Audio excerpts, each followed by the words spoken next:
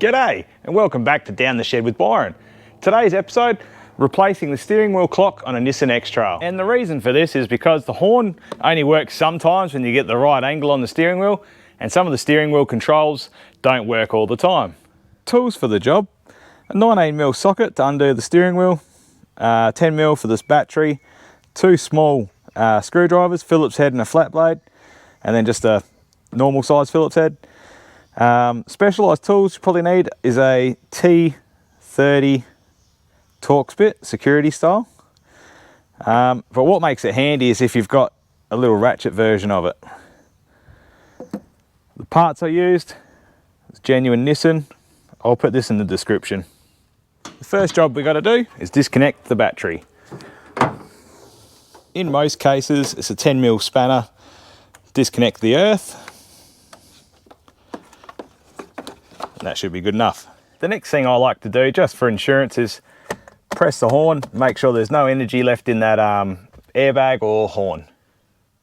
Next thing to do, so we can remove the airbag, so we need to pop these little plastic caps off with a small flat blade screwdriver. There's one on each side. To remove the bolts that hold the airbag in place, it's a T30 Securities Torx tip. Undo both those bolts. We should be able to pull that off.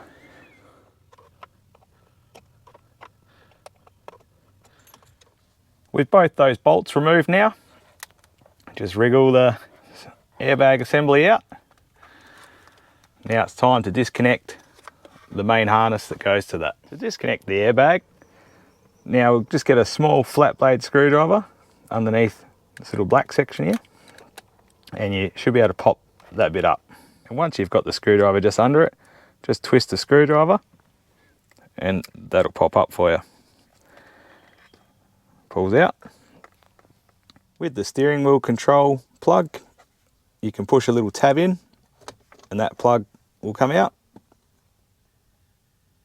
Now we're up to the stage of removing the steering wheel. This is the 19mm nut, so we'll crack that off with a ratchet. But before removing, I like to put a little white mark just on the steering wheel and on that spline so you can line it back up when you put the steering wheel on.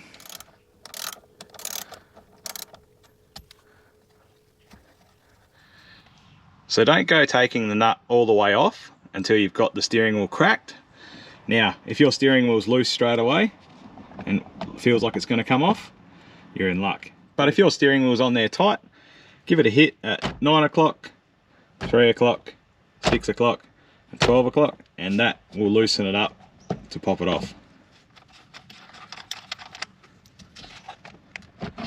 Now with the steering wheel out of the way, there's two Phillips head screws just up under these covers. Take them out and pop this cover off.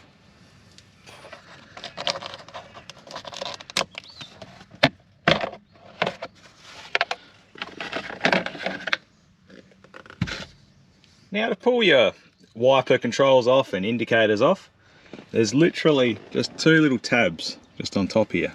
So that one there, you push that in, and one directly underneath, and that'll pull off. Get that out of the way for now. And with the wiper arm assembly, pull that out and just let it hang. Now with those out of the way, we've got two screws, or Phillips head screws, to remove. One there, and then there's a couple of plugs just underneath we'll need to disconnect.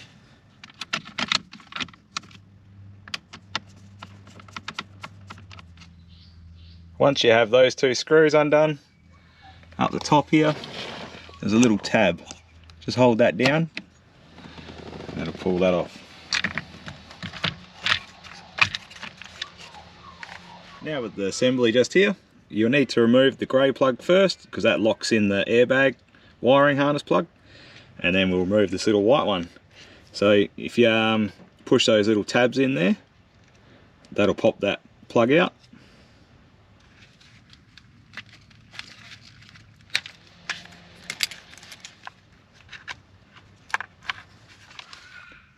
With the spring clock removed now, there's three little screws, and it depends on how you buy this assembly as well. But to take the steering angle sensor off, there's a little Phillips head screw up here, one here, and just one off to the side here, just there. That's what the little screwdriver's for. So that fits in there nicely. We'll undo those and we'll transfer that over to the new one.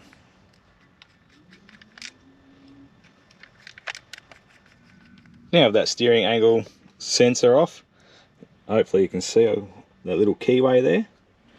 So that needs to go just into there to locate before screwing it down. Now that's all screwed back down, and see how it's just in that little keyway. We'll reassemble. We'll just start by plugging back in what we took out last. The white one, airbag, harness plug, and then all the controls.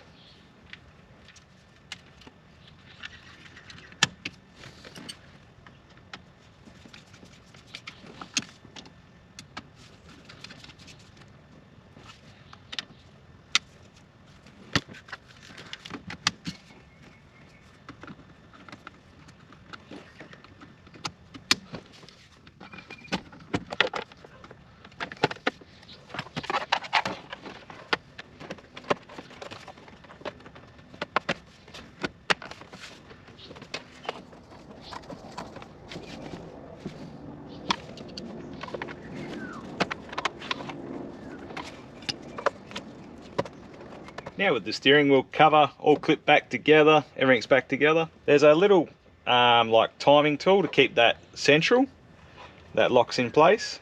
Can't remember if I said it before, but pull that off now.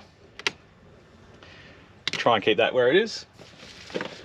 Now we'll put the steering wheel back on by feeding the airbag harness back through. Now lining our steering wheel back up with those little marks that are on here, pretty right there. We'll put the nut back on. We'll do that up tight.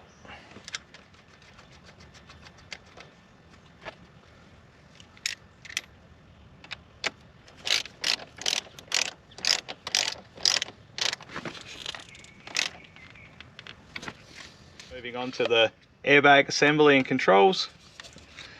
We'll plug that control button back in first, then we'll put the airbag switch back on,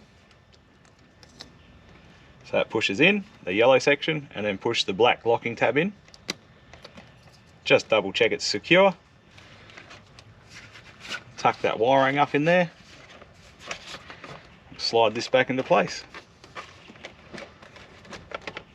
and with those Torx bolts put back in, put your little plastic cover back on. We'll reconnect the battery, tighten that up.